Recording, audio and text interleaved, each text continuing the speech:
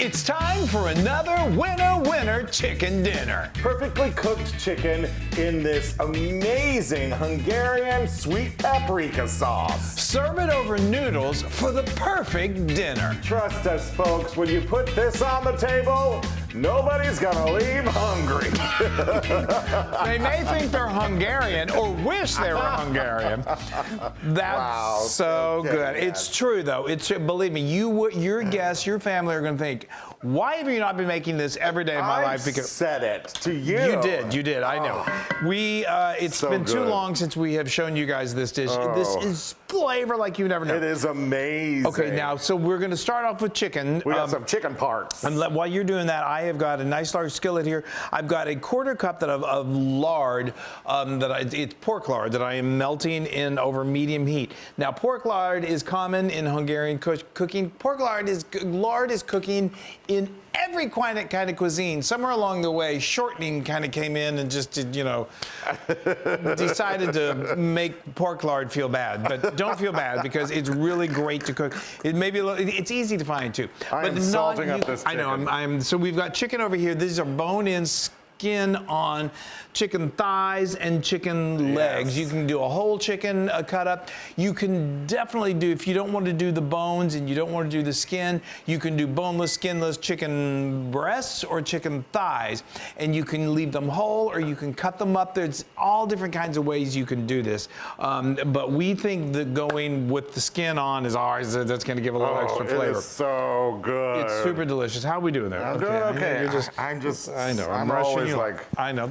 I'm always like, la, la, la, la, okay, so now I've got this over a medium heat. We are going to just sear this. We're going to get a nice crisp on the skin side down. Yeah, do skin first? side down in your skillet. If you may want, we did about Chris. What? There's no sizzle. Oh, because I just turned it up. Sorry, I didn't want it there it is. There it's go. Oh, okay. If you do it too quick, this thing heats up very fast. You see, there's the sizzle. No. Depending on the size of your skillet, you may need to do this in batches. Also, if you're doing this boneless, skinless, then you can get it all. You're going to want to cook it, get it kind of brown, and then we're going to finish cooking it in this amazing Hungarian sweet paprika sauce. Guys, it's to die for. All right, this is going to take. We're just going to brown until the skin is nice and brown. It's going to be, probably a total of about 10 minutes. And then we make the sauce.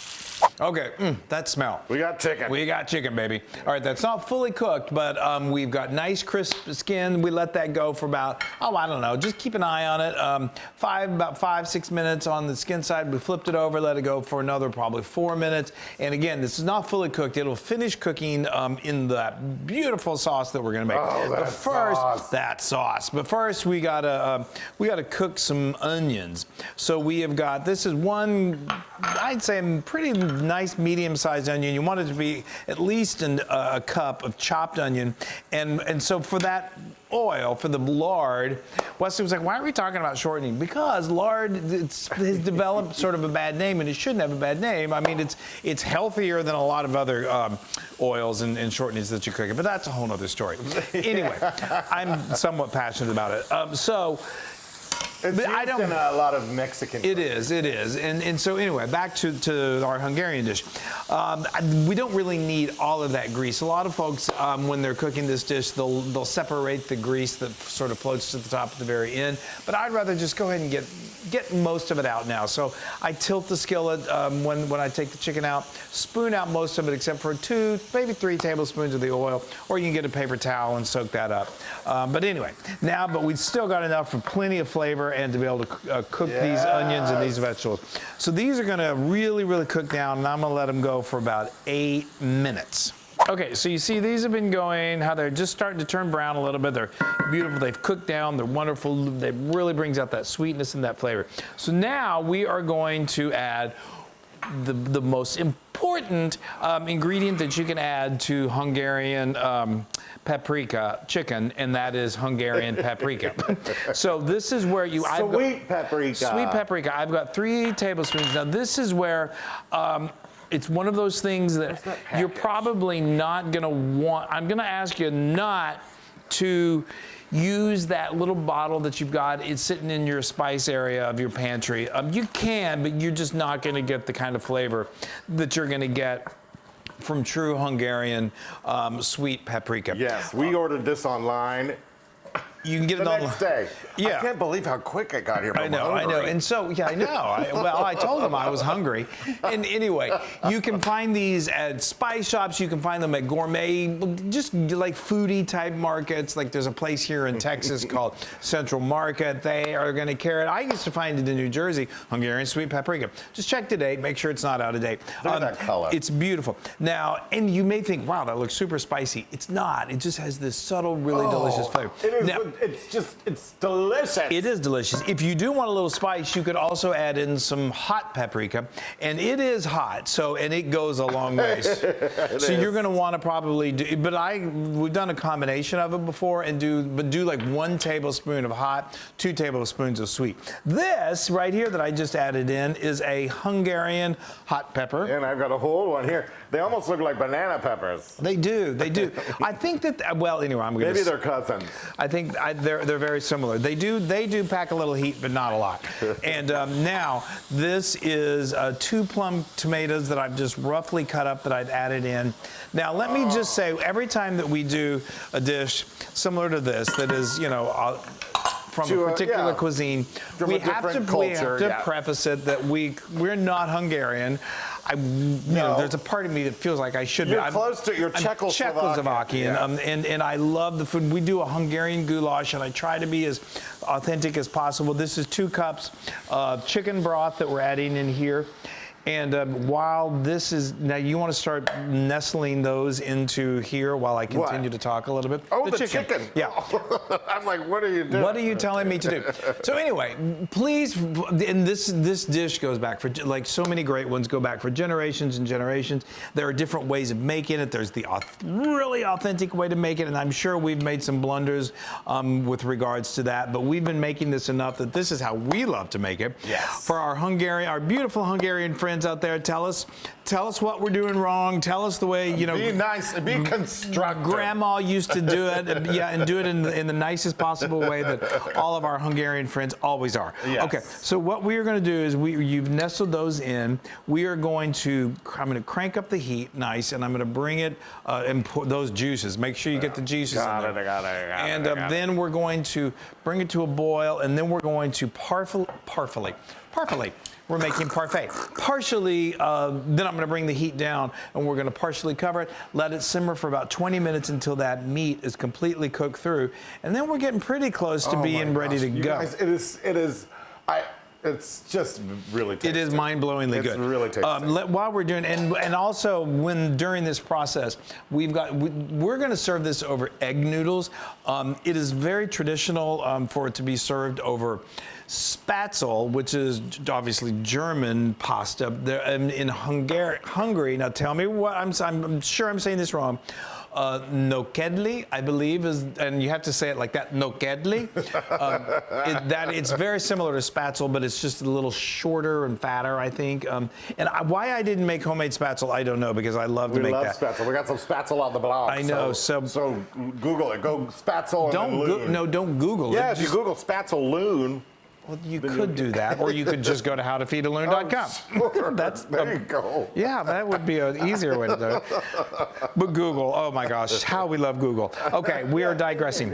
So now I've turned this down to so it's just going to simmer. I've got a partial cover, and we're going to let it go for 20 minutes. It's going to cook that chicken perfectly. Yum. Okay, we're so close. I am hungry. I know. Okay, so now this has been simmering lovely, beautifully for about 20, 25 minutes. You can see that chicken is nicely cooked. So now what I'm going to do is I've got a clean skillet here. You want to go ahead and get our noodles going? Oh, yeah, so I've got the egg noodles here. I am going to just get them in this boiling water. So we got some salted boiling water. Yes. They're. Oh, you salted this. Yeah, I already salted it. Again, we do about 8 ounces. It depends on how many noodles you want with your, and we're not going to add the noodles into this beautiful sauce. We are going to serve this over the noodles. Now, thank you. Let me give this a little stir. Now you see, look, you got that deep, beautiful, I've heard it called like a red brick kind of color. Now now we're gonna finish it off. We've got some seasoning with a teaspoon of kosher salt, half a teaspoon of black pepper, and then the finishing touch is we've got some sour cream. Yay! And it's just gonna give it this creamy, luxurious texture that is wonderful. And I'm just gonna kind of break it up until it really... I love this. You said some people blend that together. Sauce together. Yeah, I've seen. Look at that little wheel. I know this is my tiny. I love little whisks. I will not lie. Should be a song.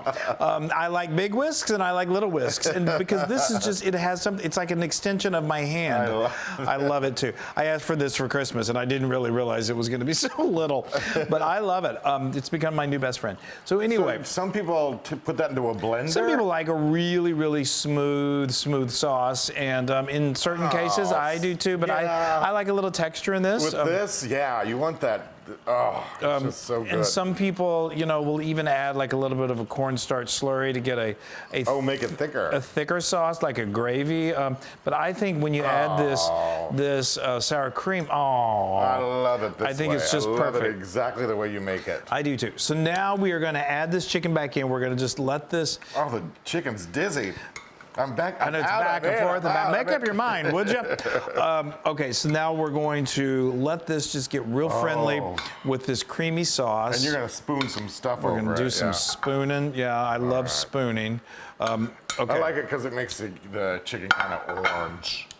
It does make it kind of orange. I got to grab my spoon real quick. I was like, where are you going? I'm leaving. I just can't take any longer. So anyway, we're going to let this just, look at that. Isn't that beautiful? And then you just bring this over there like that. And it just... I am dying. I know. This is one of those, like, we crisped up that chicken, and now we're going to coat it with the sauce. But that's okay. That's all right. We crisp that. We coat that because it just locks in the flavor. It makes it extra moist. Doesn't that look amazing? Y'all, it is. Salivating. So, okay, we're going to let that go. For those are egg noodles, so they don't take too long. We're going to then plate it and eat it. Eat it. Look at that. I cannot wait for that to get in my belly. I know. And the smell is just, it's gorgeous. It's gorgeous, and it has this. Some of that. It has that the smell that is. It doesn't smell like like chili or overly spicy. It just has this amazing. Delicious. I'm going to give you some. Warm aroma. Warm aroma. That's a good. All right. Warm aroma. You cooked your noodles, and then when they were ready, give me some sauce. Just al dente. Sorry, I'm so bossy. Just at al dente. I'm telling everyone what you did. Okay. Then you. We did that in our pasta box, but you want pot. I can't talk. But then you want to drain your pasta. Yes. So anyway. Okay, I'm going to give you a leg. I've got this one big spoon here. It's working perfectly. It is. I'm spooning your food for you. That's fine. I said I'm going to get a... Give me right there. There you go. Now let's give another... I know. That is dinner right there. It is. And it's a one, size needed. There's a little chopped parsley. Now let me quickly give myself some. Lovely. Oh, that is great. Okay, now I'm gonna just spoon myself a little. I love this sauce and the noodles by itself. I mean, the chicken is to die for, so who am I kidding? But anyway, let me put a little of this chicken on. Chris. I know. Flow's like... Flo has gathered. Yes. Dinner time, that means Flo's here. Guys, just look at that. Look at that. Look at the... Yeah. Okay. I know, I'm salivating. I don't know what to eat. Well, I'd say eat the chicken. All right. Yeah, well, duh. I don't know where... Oh, boy, I just cut into it. It's so tender. Let me find a good tender spot for the chicken. Oh, my goodness gracious. Get some noodles on there. Okay, hold. Oh. Okay. Yeah? Yeah. Oh. Hold. Okay. We're all ready for you. Chris, I'm nervous. Okay. Well. Ready? Ready? Get some noodles next time. Mm-hmm.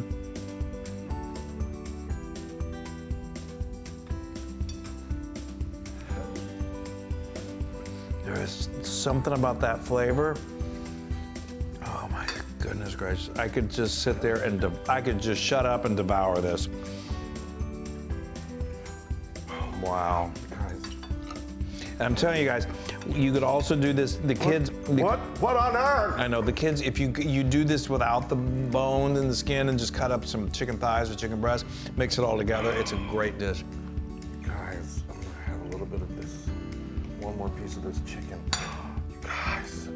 Oh my gosh. Look at that. Like I said, if you like a thicker, more gravy type sauce, I'll include this in the recipe. You can just add a little cornstarch slurry, make it a little thicker, but I just love this consistency. Oh, I lost my chicken. Yeah.